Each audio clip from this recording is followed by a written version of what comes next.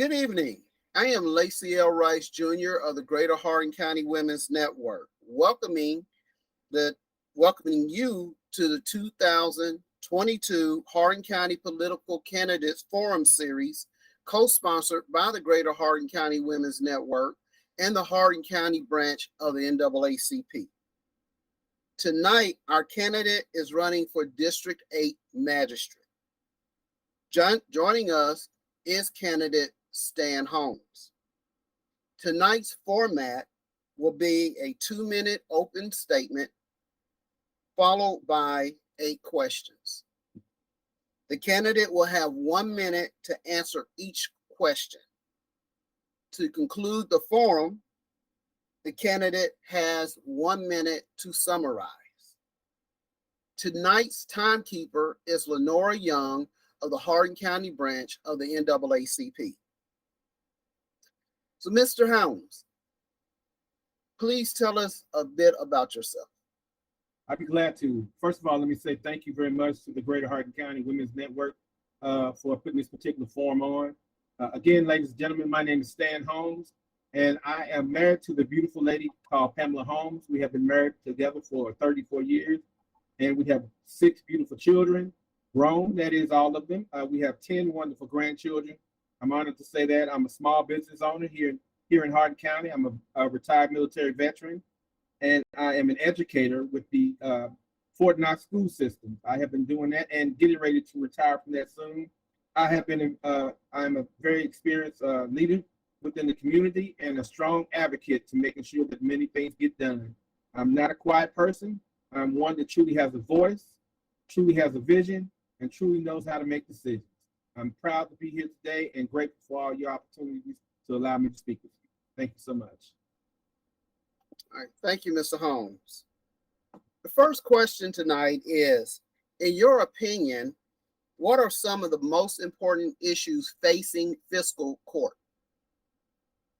Well, I think all of us as magistrates that will be coming in, no matter who that may be, we first of all need to make sure we know what's going on with the budget itself. To me, what does that look like? That means we need to make sure we understand what's coming in and what's going out and what that money looks like. There may be some particular situations that we don't know about first coming on, and we need to be prepared for those particular situations to handle those things to the best of our ability. Real short, the other thing I'll add to that is we need to make sure that we're focusing on being transparent in the things we do, focus on the infrastructure, because we have a large amount of business that will be coming in here soon, and look at the housing in our area as well. All those different things are part of our situation. I think we have a great opportunity here with the Ford plant coming in, but we also need to remember that Northern Hardin County needs to see great prosperity as well. Thank you. All right, thank you. In what ways do you plan to benefit your district? Well, to me, what I've already been doing to make sure that I connect with the leaders that are in my communities, that is both in both in Vine Grove and in Ronnieville both. Look to speak with all those key leaders and even those that don't know their leaders. We have truly sometimes people in our communities that don't know their leaders, and we need to involve them in the process to make sure we have a conversation. I want to be a good listening ear, and I think when we listen to what people are and concerns are, then we can address those concerns and come up with some good solutions to those problems. Okay. Well, what is the most important issue facing your district? Well, as I drove around and looked at some different things within the community itself, it was roads and infrastructure. As I looked out in the Vine Grove and Ronnieville area, a lot of those roads out there need to be really addressed. I know we're doing things for the southern end, and I'll say it again, I have no problems with the great southern end prospering and everything, but the northern part of Hardin County is very important as well. We need to make sure we're addressing the roads, the infrastructure, and those different things that are in it, because the quality of life for the northern end is just as important as the southern end. Okay. Well, how will you work with city government in your district? Well, I'm glad you asked the question. I have many years of experience as a former city councilman with the city of Radcliffe. I was on the council for 14 years and had the opportunity to serve as the mayor pro temp on occasions. I think that what it takes is is for us to make sure we're understanding that nothing can get done by ourselves alone. We have to connect with people. We have to network with others. We have to make sure that we all understand that, hey, we can make this work together. So I have no problem working with the mayor. I've done that in the past already. I don't care if they're from Radcliffe, Vine Grove, Easttown, or wherever they're from. If we can come together and make some great things happen on the northern end, that's fine with me. I'm glad I'd be willing to cross those lines and let's make some things happen. Okay. What benefits can you bring your district from your seat on fiscal court? Well, again, I'll say that I have the experience as a past city council member. I've been the president of the Kentucky Black Caucus of local elected officials for the state of Kentucky. I sit on several boards with the state as well. I'm presently a member of the MLK Commission Board for the state as well. I've been in many leadership capacities. I have experience with, I have a level 3 government certification pretty much with the Kentucky League of Cities, where I'm able to understand the boards, I'm able to understand the budgets, I'm able to understand the financing and those different types of things, whatever the entity may be with the government. I've been able to get that education and those and make myself understand what needs to be done in order to help the citizens in my community. Okay. Please give us examples of working with others in a bipartisan manner. Well, again, I served on the city council for 14 years, and all of us were not Democrats, all of us were not Republicans. We crossed those lines many times and discussed what the issues were when it came to the police department, when it came to the fire budgets, when it came to hiring employees, when it came to understanding the roads and infrastructures that we have. We crossed those lines, we make things happen. And not one year do we not have a well-balanced budget. So if that's not crossing the line and working with different parties, I don't know what is. Okay. Please share any experience you have with other candidates who are running for magistrate positions. I do know each of the candidates that are running for office at different levels, whether it be the Senate or whether it be city council. I've met with all those individuals and do have a definite relationship with them. So again, if I need something, I'm looking to make Hardin County a vibrant community. We have over 900 miles of roads in Hardin County. We're the 4th largest county in Kentucky. Can we improve on those things? Absolutely.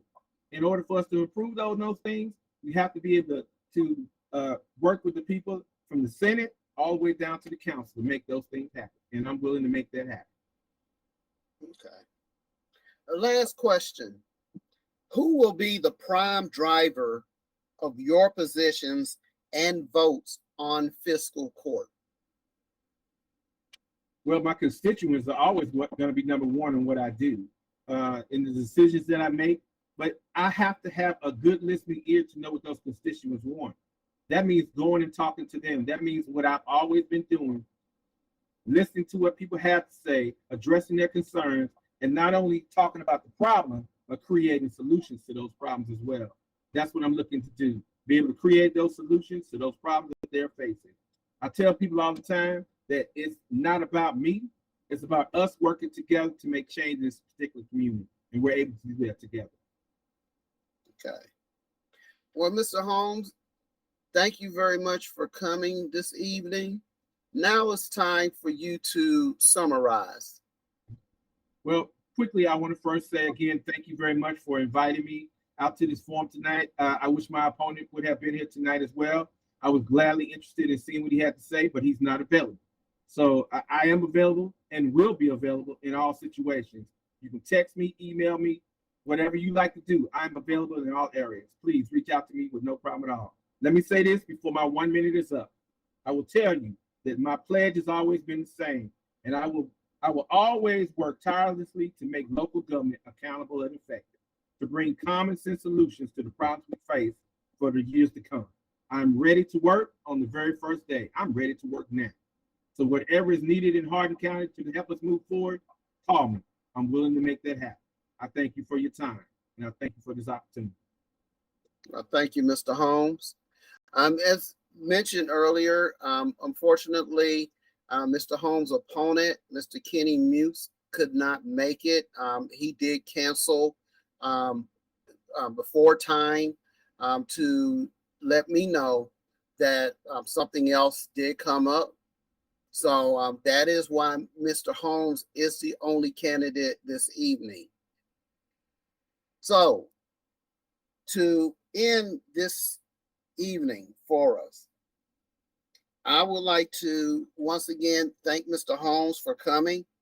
I would like to thank Ms. Young for being our timekeeper. It's not an easy job, but she's done a wonderful job every time we've had a forum. We want to ask you, the voter, consider what the candidate said this evening before you make a decision. Do not vote on a candidate simply because you know that person or because someone else refers you to a candidate. Use the information presented to you to make informed choices. Thank you. And on behalf of the Greater Hardin County Women's Network and the Hardin County Branch of the NAACP, have a blessed week.